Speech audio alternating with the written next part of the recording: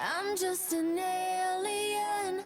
Hey everyone, it's Adara and welcome to my first episode of This Week in Space in ASMR. So put on your headphones, cozy up, and get ready for some spine-tingling sounds about this week's space news. Okay, first spot of news is that on September 15th, it was announced that the sun is officially entering solar cycle 25.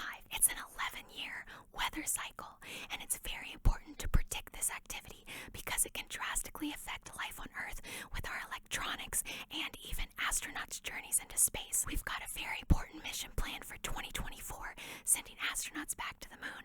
So we don't want any of these crazy solar flare-ups to affect that. They're expecting that solar cycle 25 will be a lot like its predecessor, solar cycle 24, and be relatively mild. Its peak is expected in 2025 with 115 solar spots as opposed to a crazy peak season that can be 200 plus solar spots. Our second spot of news is that phosphine was discovered in the atmosphere of Venus. Now back on Earth, phosphine is a toxic gas created by microorganisms. This gas was discovered by astronomer Jane Greaves. It's not yet known whether this is some kind of chemical process that we just haven't heard of before or a sign of actual life on Venus. This planet is known to be extremely toxic, so the fact that we've discovered phosphine is super exciting and poses the question, are we alone? Maybe we're not. Oh, it's hot. I'm going to take this off. Space news number 3. A company announced on September 17th that they were going to launch production on a global unscripted reality show called Space Hero, where they would send the winner of this show to the International Space Station in 2023. That's a price tag of at least $65 million, not to mention training. This poses the question as to whether a privatized, commercialized space station is something that should happen. A lot of companies are starting to think about it. I would buy a ticket. Would you?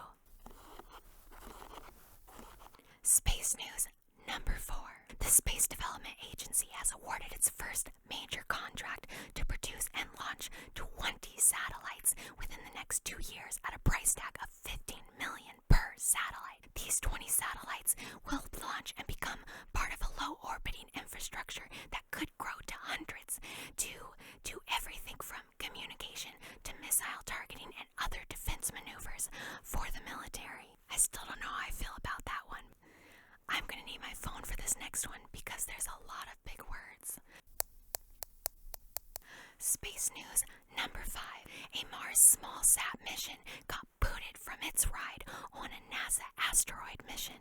It was a secondary payload, but it's now looking for a new ride to hitch to get into space. These 2 satellites are part of a mission called Escapade, and they are supposed to study Mars's atmosphere and how it interacts with solar winds. Escapade was one of 3 small sat missions selected by NASA in 2019 as part of the agency's program called Simplex, which stands for Small Innovative Missions for Planetary Exploration. Say that 10 times fast. Space news number 6. Emerging research and satellite observation already shows that the extreme wildfires in the west coast of the United States have released carbon monoxide that is flowing north into Canada and over into Europe. We've already released more carbon monoxide from the wildfires in California and Oregon than in any other year since 2003. Space news lucky number 7. SpaceX announced at the end of last week that they may soon begin another Starship prototype. This is their spaceship that they hope will head to Mars. 2 of their prototypes, SN5 and SN6, have already performed 500-foot hop tests. And last, space news number 8. NASA thinks they found an exoplanet that survived its parent star.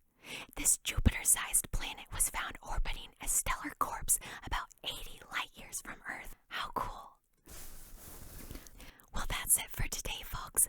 Tune in next week for another week in space in ASMR.